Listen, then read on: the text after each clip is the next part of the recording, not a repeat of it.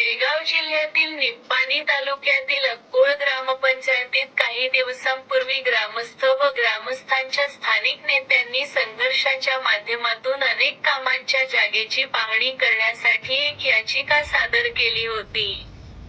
याशिवाय आमच्या झी हिंदुस्तान न्यूजच्या कॅमेऱ्यात आणखी एक दृश्य कैद झाले. पाहूया प्रेक्षकांनो.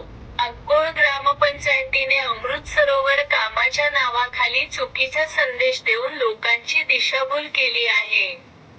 जर अक्कोळ गावात अमृत सरोवर काम झाले असते तर तलावांची अवस्था अशी झाली असती का?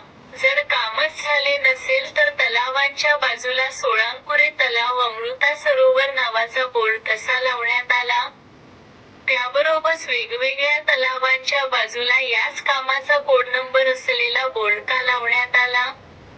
त्यांनी ग्रामस्थांचे नुकसान केले आहे.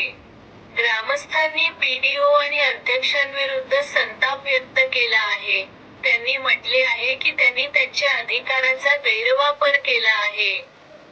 जर नेत्यांनी व ग्रामस्थांनी केलेल्या या आरोपाबद्दल खोटे बोलत आहेत असे म्हणत असतील तर प्रश्न हा आहे की हे कामाचे बोर्ड का आणि कसे येतात? संबंधित अधिकारी हे कधी स्पष्ट करतील किंवा कारवाई कधी करतील ते पाहूया.